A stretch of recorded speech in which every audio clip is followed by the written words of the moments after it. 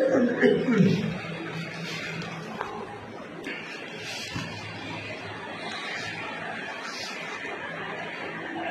الحمد لله نحمده ونستعينه ونستغفره ونعوذ بالله من شرور أنفسنا ومن سيئات أعمالنا من يهده الله فلا مضل له ومن يضلله فلا هادي له وأشهد أن لا إله إلا الله وحده لا شريك له وأشهد أن محمدا عبده ورسوله أرسله بالحق بشيرا ونذيرا ما بعد فإن خير الحديث كتاب الله وخير الهدي هدي محمد صلى الله عليه وسلم وشر الأمور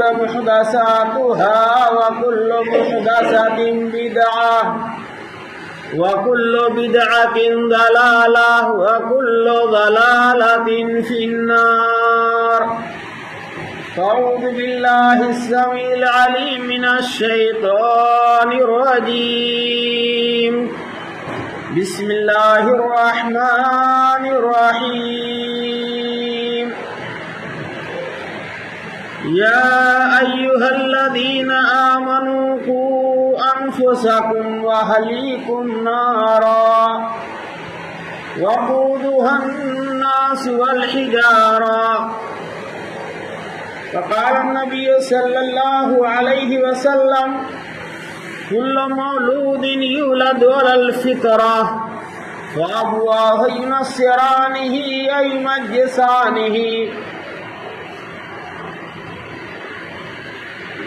قابل احترام علماء کرام، بزرگوں، دینی ملی بھائیوں، محترم حاضرین، عزیز بچوں، سب سے پہلے ہم اس ذات کی تعریف، بڑائی، کبریائی بیان کرنا چاہتے ہیں جو ہمارا خالق ہے، مالک ہے، رازق ہے اور ہماری فریاد سننے والا ہے، مجیب ہے، سمیع ہے، ہمارے اعمال سے واقف ہے، خبیر ہے، بصیر ہے، جو مختار کل ہے، مالک یوم الدین ہے، رب کائنات ہے، جس کے بے شمار احسانات اور نعمتیں ہم بندوں پر ہیں. اگر ان نعمتوں کو ہم شمار کرنا چاہیں، گننا چاہیں تو شمار نہیں کر سکتے ہیں، جیسا کہ اللہ تعالیٰ کا ارشاد ہے وَإِن تَعُدُّوا نِعْمَتَ اللَّهِ لَا تُحْصُوهَا. اے میرے بندو، میں نے جو انعامات اور احسانات تمہارے اوپر کیے ہیں، اگر تم ان کو شمار کرنا چاہو، گننا چاہو تو شمار نہیں کر سکتے. لہذا جو ذات رب کائنات ہے، جو ذات مختار کل ہے، جو ذات رب العالمین ہے، اس ذات کی ہم بے شمار انگن تعریف اور توصیف بیان کرتے ہیں اور یہ کہتے ہیں الحمدللہ حمدن کثیرا طیبا مبارکا فیہ سبحان اللہ بحمدہ سبحان اللہ العظیم. اللہ رب العالمین جو ہمارا خالق ہے، اس کی تعریف کے بعد اس روئے زمین پر حمد و ثنا کے بعد درود و سلام کا سب سے زیادہ مستحق اگر کوئی ہو سکتا ہے تو وہ انبیاء کی ذات گرامی ہے. حضرت آدم علیہ السلام سے لے کر حضرت عیسیٰ علیہ السلام تک آنے والے تمام رسول، پیغمبر جو اللہ کے مقدس بندے ہیں، ان تمام نبیوں پر، رسولوں پر بے شمار لاکھوں کروڑوں درود و سلام نازل ہوں، اور خاص طور پر، خصوصی طور پر ایسے نبی پر جو آخری نبی ہے، نبی خاتم ہے، خاتم الرسول ہے، در یتیم ہے، موسن انسانیت ہے، قائد اعظم ہے، سید الانبیاء ہے، مراد جناب محمد رسول اللہ صلی اللہ علیہ وسلم کی ذات گرامی ہے، جن کے ذریعے سے سب سے قیمتی دولت توحید ہمیں ملی، جن کے ذریعے سے سب سے اچھا اور گڈ دھرم اور مذہبی اسلام اللہ کے ذریعے سے ملا، اور جس کے واسطے سے ہم کو ایک عظیم آسمانی کتاب قرآن مجید کی شکل میں ملی، جس کے ایک ایک حرف پڑھنے پر 10 نیکیاں ملتی ہیں۔ ایسے نبی پر جس نے اللہ کا پیغام ہم بندوں تک پہنچانے کے لیے ہر طرح کے مصائب اور آلام کو جھیلا، لیکن تبلیغ میں اللہ کا پیغام پہنچانے میں کوئی کسر باقی نہیں رکھی۔ ایسے نبی کے ازواج مطہرات پر، بنات رسول پر، اور ایمان لانے والے محبان رسول صحابہ کرام پر، تابعین پر، تابعات پر اور بزرگان دین پر، جنہوں نے دین اسلام پر عمل کیا اور اپنے جان مال کی ہر طرح کی قربانی پیش کی اشاعت اسلام کے لیے، ایسی تمام مقدس ہستیوں پر لاکھوں کروڑوں اللہ کی رحمتیں نازل ہوئی۔ محترم حضرات،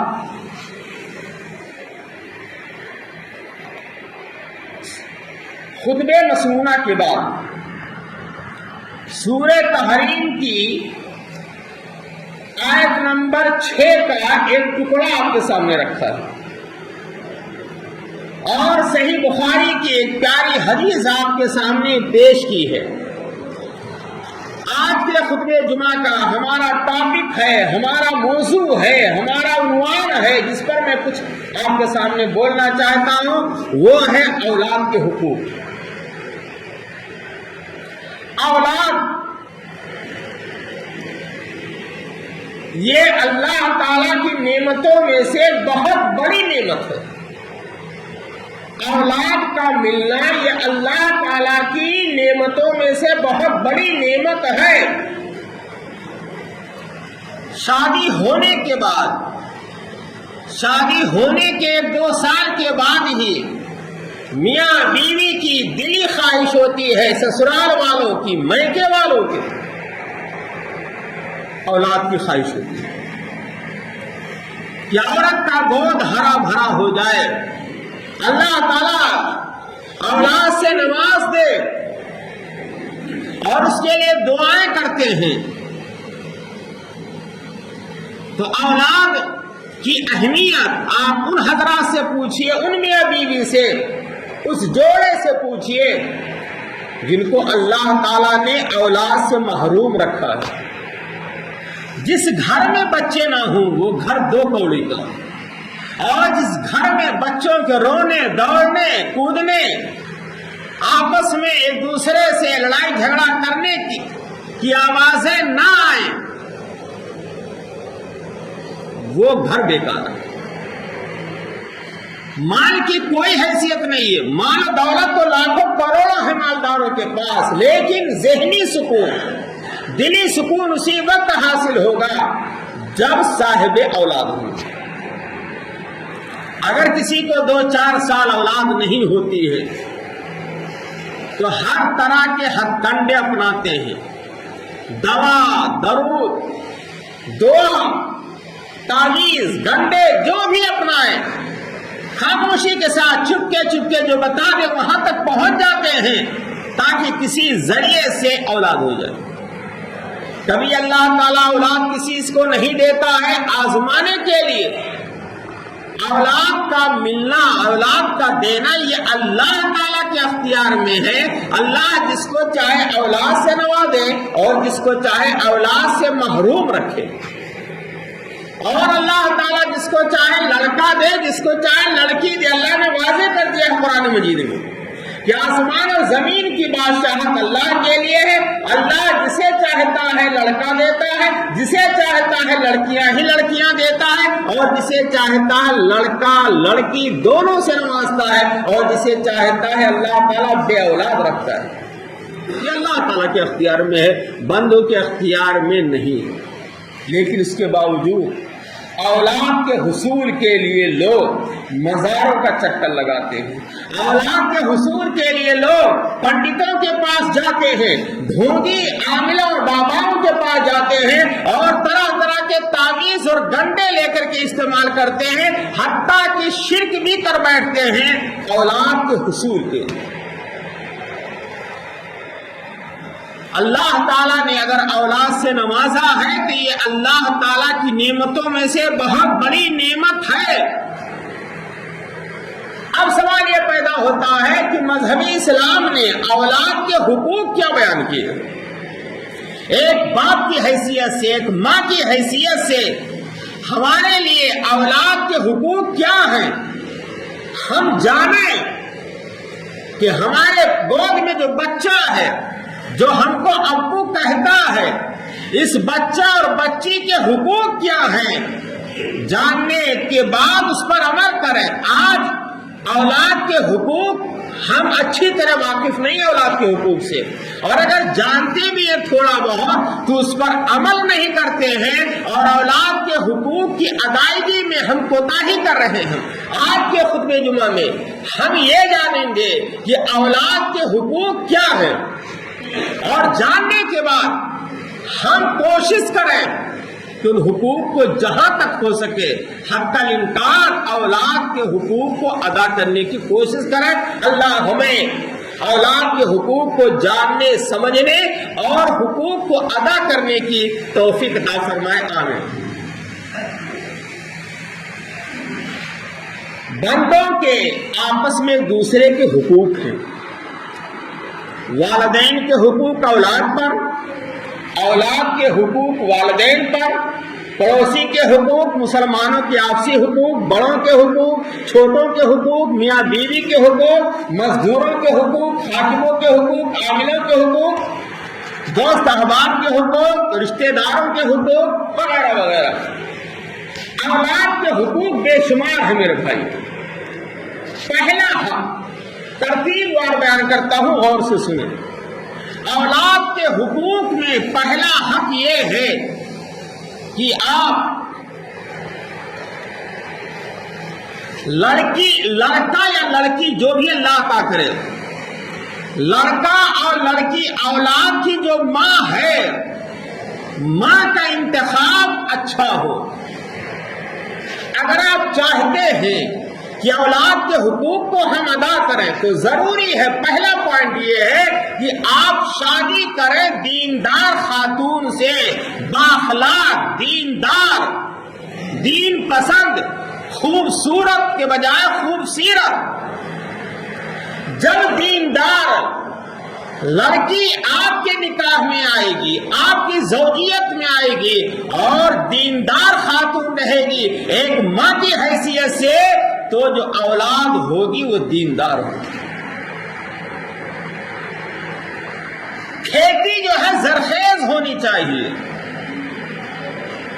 کھیتی جس میں آپ کو بیج ڈالنا ہے، کھیتی زرخیز ہونی چاہیے، شاداب ہونی چاہیے، اور شاداب سے مراد یہ ہے کہ لڑکی دیندار ہو، آپ کی وائف، آپ کی بیوی، آپ کی اہلیہ یہ دیندار ہو، دین پسند ہو، دین پر عمل کرنے والے ہو۔ یہ پہلا حق ہے اولاد کا۔ اگر آپ نے دیندار لڑکی کو ترجیح نہیں دیا اور ماں بنا رہے ہیں ایسی بیوی کو، آنے والی اولاد کی ماں بنانے جا رہے ہیں جو دیندار نہیں ہے، دنیا پرست ہے، تو گویا کہ آپ نے اولاد کا جو پہلا حق تھا اس کو چھین لیا۔ پہلا حق تھا وہ چھین لیا۔ آج یہ پہلا حق جو بیان کر رہا ہوں، اولاد کا پہلا حق یہ ہے کہ اس کی ماں کا انتخاب دینداری کے بنا پر کیا جائے۔ آپ کی وائف جو ہے، آپ کے نکاح میں جو آنے والی خاتون ہیں، جو مستقبل میں کسی اولاد لڑکے کی ماں بنیں گی، وہ ماں دیندار ہو۔ آج ہمارے سماج میں اس پہلو پر، اس حق پر ذرہ برابر دھیان نہیں دیا جا رہا ہے۔ ذرا برابر دھیان نہیں دے. آج ہمارے سماج کا حال کیا ہے؟ آج ہمارے سماج کا حال یہ ہے کہ ہم مالداری کو ترجیح دے رہے ہیں. ایسی لڑکی جو مالدار ہو، ہمیں گاڑی ملے، گھوڑا ملے، ہمیں مکانات ملے، جائیداد ملے، اور بینک بیلنس ملے، اور روپے پیسے ملے، 4 لاکھ 5 لاکھ 10 لاکھ ہمیں خاموشی کے ساتھ ہمارے کھاتے میں ٹرانسفر کرنے والے ہو. لڑکی مالدار ہے تو ہم مالداری کو ترجیح دے رہے ہیں. لڑکی دیندار ہو یا نہ ہو، ہمیں اس کی کوئی پرواہ نہیں.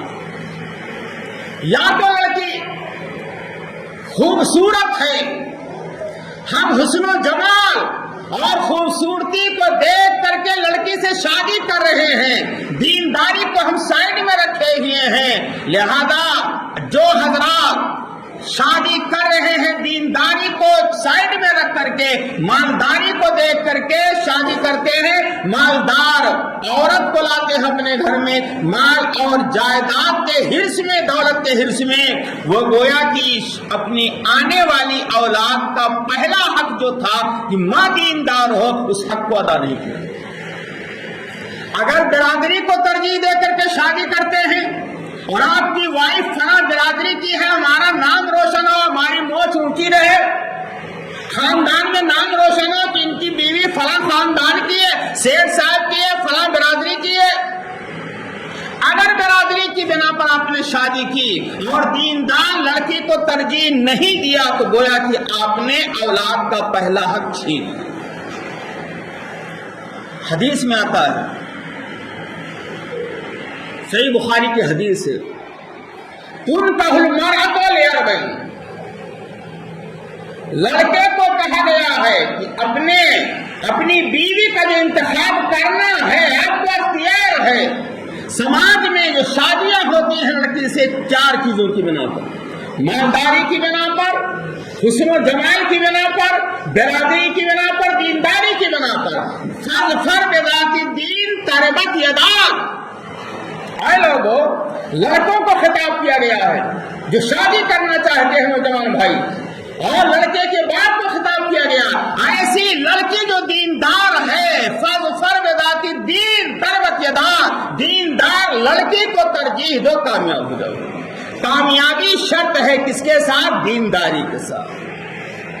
اپنے گھروں کا جائزہ لے لیجیے، اور جہاں لڑکے کو کہا گیا دیندار لڑکی کو ترجیح دو، وہاں لڑکی کو بھی کہا گیا ہے، لڑکی کے ولی کو بھی کہا گیا ہے تمہارے پاس ایسا رشتہ ہے لڑکے کا، من ترضون دینہ وخلقہ، جو لڑکا دیندار ہے، بااخلاق ہے. اگر دیندار بااخلاق لڑکے کا رشتہ ہے تمہاری لڑکی کے لیے تو ولی کو حکم دیا جا رہا ہے فزوجوہ، اس لڑکے سے اپنی لڑکی کا رشتہ کرو. اگر ایسا نہیں کرو گے تو سماج اور معاشرے میں بدکاری اور فساد عام ہوگا، اور فتنے برپا ہوں گے، قتل و خونریزی کی نوبت آئے گی. آج ہمارے سماج کا حال کیا ہے؟ آج لڑکی والوں کے پاس رشتے آتے ہیں لیکن وہ ٹھکرا دیتے ہیں. کیوں؟ اس لیے کہ یہ سرکاری نوکری نہیں ہے، یہ ڈاکٹر نہیں ہے، انجینئر نہیں ہے، یہ معمولی تجارت کرتا ہے، اپنے باپ کی جائیداد پر پل رہا ہے، یا کہ یہ معمولی مولوی ہے، مکتب میں پڑھا رہا ہے، مسجد اور مدرسے تک اس کی دوڑ ہے، دنیا پرست نہیں ہے. ایسے لڑکے کو جو دیندار ہے، صاحب قرآن ہے، حافظ قرآن ہے، عالم بالکتاب و سنہ ہے، اس کو ہم سائڈ میں رکھ دیتے ہیں. تو ایسے لوگ بھی گویا کہ اپنی اولاد کا حق ادا نہیں کرتے. اس پہلو پر غور کرنے کی ضرورت ہے. اگر ہم چاہتے ہیں کہ دیندار اولاد ہو، اگر ہم چاہتے ہیں کہ اولاد کے حقوق ہم ادا کریں، قیامت کے دن ہم سے سوال نہ کیا جائے اور ہم جواب نہ دے سکیں، ایسا نہ ہو، تو ضروری ہے کہ آپ شادی کریں دیندار لڑکی سے، اور لڑکی والوں کے لیے ضروری ہے کہ دیندار داماد کو ترجیح دیں۔ یہ پہلا نقطہ۔ اولاد کا دوسرا حق یہ ہے کہ آپ جب شادی کر لیں اپنی وائف کی حیثیت سے لے آئیں، جو مستقبل میں عورت کسی کی ماں بننے والی ہے، تو آپ کے لیے ضروری ہے کہ قربت کے وقت وائف سے ہم بستری کے وقت ہم بستری کے جو اسلامی آداب ہیں اس کا پاس و لحاظ کریں، اس کا بھی حق ادا نہیں کیا جاتا۔ 99% لوگ شادی شدہ اپنی خواہشات کی تکمیل جذبات میں جا کر اپنے وائف سے کرتے ہیں، اور اسلامی جو طریقہ ہے ہم بستری کا اس کو بھول جاتے ہیں، اور دعاؤں کا اہتمام کرنے کا شریعتی اسلامیہ نے حکم دیا ہے ہم بستری کرتے وقت، قربت کرتے وقت اور صحبت کرتے وقت۔ چھوٹی سی دعا بتلائی ہے اسلام نے، اگر اس دعا کو آپ پڑھ لیں گے تو جو اولاد ہوگی وہ شیطان کے شر سے محفوظ رہے گی، آپ بھی محفوظ رہیں گے، آپ کی اولاد اور آپ کی وائف بھی محفوظ رہیں گی، اور آنے والی اولاد جو اللہ تعالیٰ عطا کرے گا، نصیب کرے گا، وہ بھی شیطان کے شر سے محفوظ ہے۔ اور اگر آپ نے دعاؤں کا اہتمام نہیں کیا ہم بستری کے وقت، تو ہم بستری میں شیطان بھی شامل ہوگا، لہذا جو اولاد ہوگی وہ نافرمان ہوگی، بدخلق ہوگی، اور مختلف برے صفات کا متحمل ہوگی۔ آج لوگ شکایت کرتے ہیں کہ مولانا ہماری اولاد ہمارا کہاں نہیں مانتی ہے، نافرمانی کرتی ہے۔ اس کے اسباب میں سے ایک اہم سبب یہی ہے کہ ہم نے وائف سے ہم بستری کرتے وقت دعاؤں کا اہتمام نہیں کیا، ہم بستری میں شیطان شامل ہو گیا، اور بچے پر کنٹرول شیطان کا ہو رہا ہے۔ اس لیے جو شادی شدہ ہیں، جو شادی شدہ ہیں، میں ان کو پیغام دینا چاہتا ہوں کہ اولاد کا ایک حق یہ بھی ہے کہ اپنی بیوی سے ہم بستری کے وقت دعاؤں کا اہتمام کریں، بغیر دعا کے ہم بستری نہ کریں ورنہ شیطان شامل ہوگا۔ پیارے نبی نے دعا سکھلائی ہے، صحیح بخاری کی حدیث ہے، بسم اللہ، اللہ کے نام سے خواہشات کی تکمیل کرنے جا رہا ہوں، اللہ کے نام سے۔ مذہب اسلام کتنا اچھا مذہب ہے، ہر چیز کی تعلیم دے رہا ہے، خواہشات کی تکمیل جائز طریقے سے ثواب بھی مل رہا ہے۔ بسم اللہ، اللہم جنبنا الشیطان، اللہ کے نام سے، اللہ ہم اور بیوی، میاں بیوی دونوں کو شیطان کے شر سے بچا، وجنب الشیطان ما رزقنا، اور جو تو اولاد ہم دونوں کو دے عطا کرے اس اولاد کو بھی شیطان کے شر سے بچا۔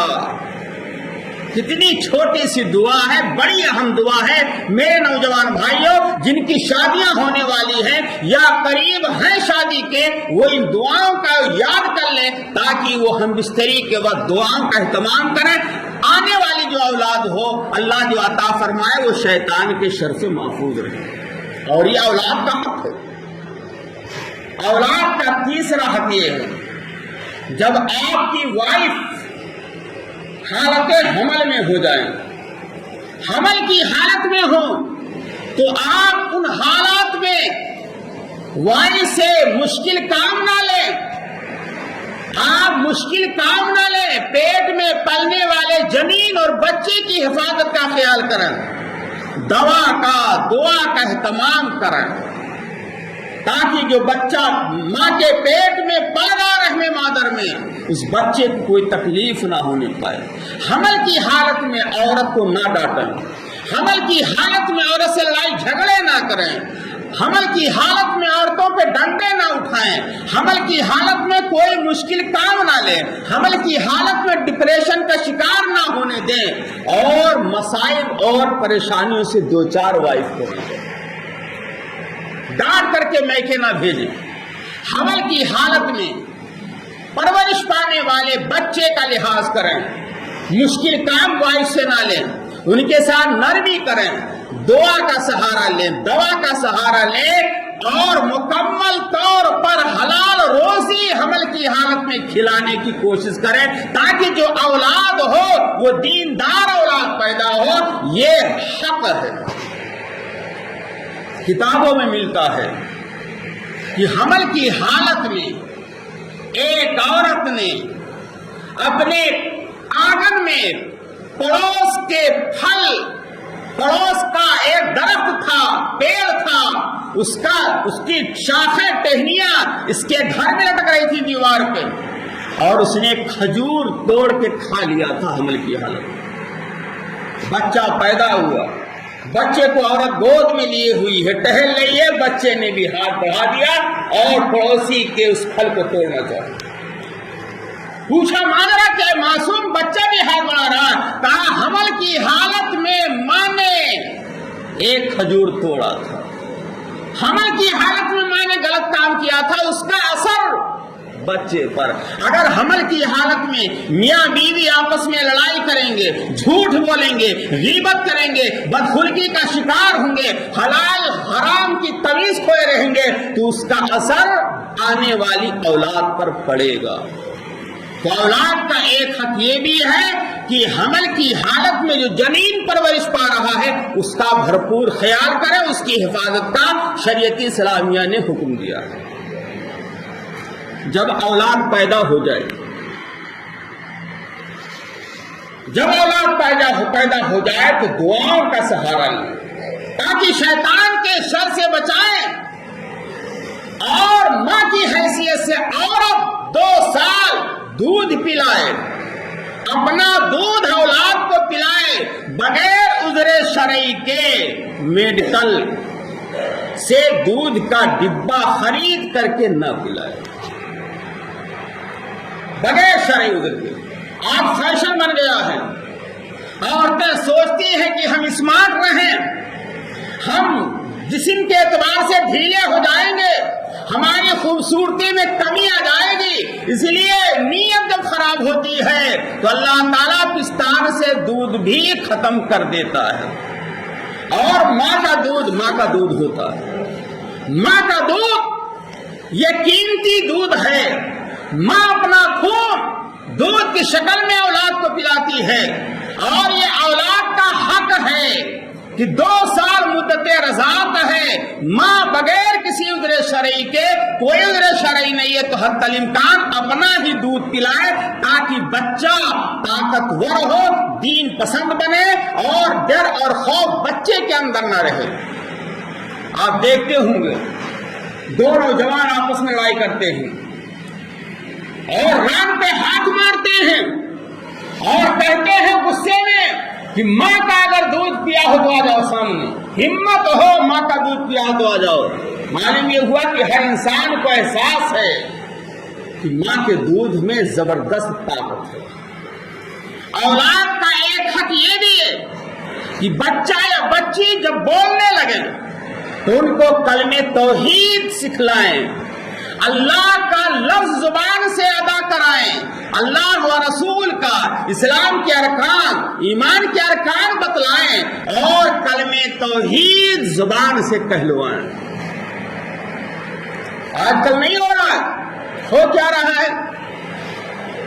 بیٹوں کی زبان سے پاپا، ڈیڈی، بندہ، پتہ نہیں کیا کیا لقب یاد نام پکارے جا رہے، یاد کرائے جا رہے ہیں. اللہ و رسول کا نام نہیں یاد کرایا جا رہا، تلقین نہیں کی جا رہی ہے کہ بچے کو اللہ. اور اولاد کا ایک حق یہ بھی ہے کہ جب بچہ پیدا ہو جائے، بچہ یا بچی، 7ویں دن اس کا عقیقہ کیا جائے. لڑکا ہے تو 2 جانور ذبح کیے جائیں، لڑکی ہے تو 1 جانور عقیقے میں ذبح کیا جائے. یہ اولاد کا حق ہے. آج سماج میں طاقت ہے، پیسے ہیں، لیکن اس کے باوجود لوگ عقیقہ کرنے میں سستی کرتے ہیں، اور دیکھا جاتا بڑے بڑے ہو جاتے ہیں اور عقیقہ نہیں ہوا ہے. ابا نے ہمارا عقیقہ نہیں کیا، لوگ کہتے ہیں، فلاں کہتے ہیں ہمارا عقیقہ نہیں ہوا. اور کئی سماج اور معاشرے میں رواج ہو جاتا ہے، بڑے ہونے پر شادی ہونے والی ہوتی ہے کسی کی تو اسی میں جانور ذبح کیجئے، فلاں کا عقیقہ کرنا ہے. شریعت کا حکم ہے، اولاد کا حق ہے، بچہ یا بچی جب پیدا ہو تو 7ویں دن عقیقہ کیا جائے۔ ایک حق یہ بھی ہے کہ اس کا اچھا نام رکھا جائے، اچھا نام۔ عبداللہ عبد الرحمن اللہ کو بہت پسند ہے، انبیاء کے نام پر، صحابہ کے نام کا نام رکھا جائے، اور اس کے سر کا بال چھیل کر کے اس کے برابر چاندی صدقہ کیا جائے، 7ویں دن عقیقہ کیا جائے، بچہ اور بچی کا اچھا نام رکھا جائے، اور سر کے بال کو چھیل کر کے اس کے برابر مقدار چاندی صدقہ کیا جائے۔ آج ہماری اولاد، ہم لوگ نام کیا رکھتے ہیں؟ اگر بتایا جاتا ہے یہ اچھا نام ہے، مولانا صاحب تو صحیح کہہ رہے ہیں، لیکن بیگم صاحبہ گھر میں کچھ اور نام بتا رہے ہیں۔ گھر میں کیا نام بتاتی ہیں؟ چنو، منو، گڈی، گڈا، کہیں ہیرو کا نام، ہیروئن کا نام، ایرانی، تورانی، کہیں عبد مصطفیٰ، کہیں غلام مصطفیٰ، کہیں خوشبو۔ آج سماج میں دیکھ لیجیے نام، لڑکیوں کے نام، لڑکوں کے نام، یہ کون رکھ رہا ہے؟ یہ اپنے آپ کو مسلمان کہلانے والے اپنی اولاد کا نام صحیح نہیں رکھ رہے ہیں۔ اولاد کا حق ہے کہ اچھا نام رکھا جائے، اور اولاد کا یہ بھی ایک حق ہے کہ جب 7 سال کی اولاد ہو جائے بچہ اور بچی تو نماز کا حکم دو، ٹائٹ کرو، مرو اولادکم بالصلاۃ، 7 سال کے ہو جائے تو نماز پڑھنے کا حکم دو، اور جب 10 سال کے ہو جائے 2 حکم ہے، بستر الگ کرو، چاہے بھائی بہن ہو، چاہے 2 سگے بھائی ہو، 2 سگے بھائیوں کو، 2 سگی بہنوں کو اور بھائی اور بہنوں کو ایک بستر پر لیٹنے نہ دو، اور 10 سال کے ہو جائے نماز نہ پڑھے تو سختی کرو، مارنے کی ضرورت پڑ جائے تو مارنے سے بھی نہ کتراؤ۔ کیا شریعت ہے؟ آج ابا ہی نماز نہیں پڑھتے ہیں، اماں بے نمازی ہیں، فجر میں ابا اماں دونوں سوئے ہوئے ہیں، مؤذن کہتا ہے حی علی الصلاۃ حی علی الفلاح، کامیابی کے لیے آؤ، لوگ کہتے نہیں مولانا نماز میں کامیابی نہیں ہے، بازار میں جانے میں کامیابی، کھیل دیکھنے میں کامیابی ہے، نماز چھوٹ جائے کوئی پرواہ نہیں۔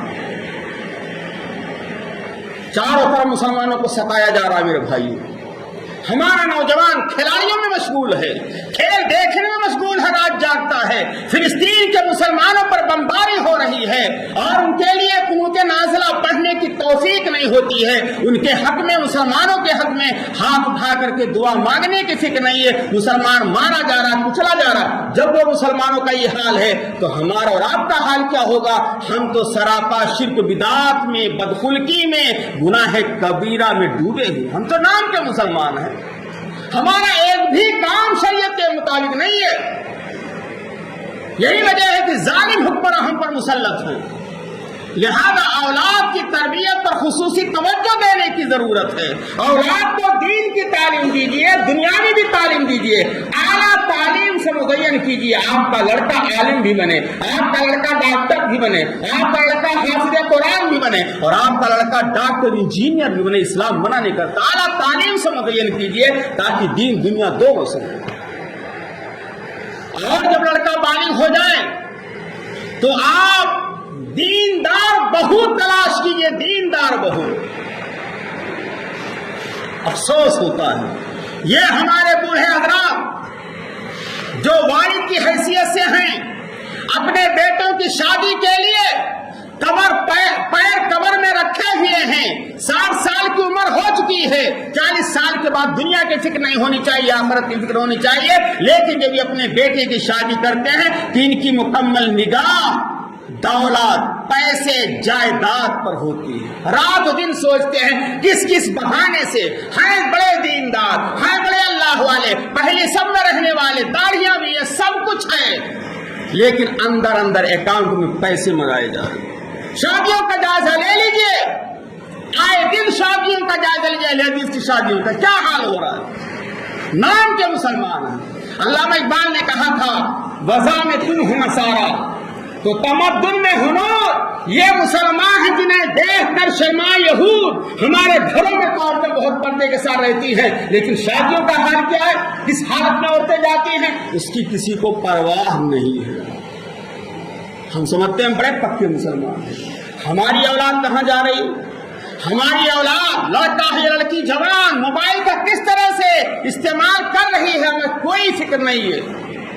اور ہم ہیں باپ، ہم ہیں ماں، والدین کی حیثیت سے ذمہ داری ہے کہ اولاد کے حقوق کو ادا کریں. باتیں بہت ہیں میرے بھائیوں، آئیے ہم مل کر کے دعا کرتے ہیں اللہ رب العالمین سے کہ اللہ تعالی ہم لوگوں کو اولاد کے حقوق کو ادا کرنے اور اولاد کے حقوق کو سمجھنے کی توفیق عطا فرمائے.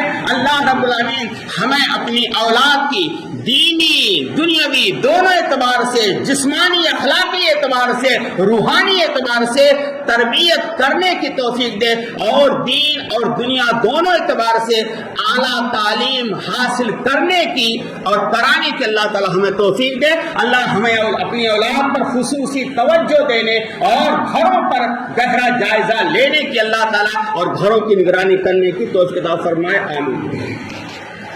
بارک اللہ لنا ولکم فی القرآن العظیم ونفعنی وإیاکم بالآیات والذکر الحکیم انہ تعالی جواد کریم ملک رؤوف رحیم.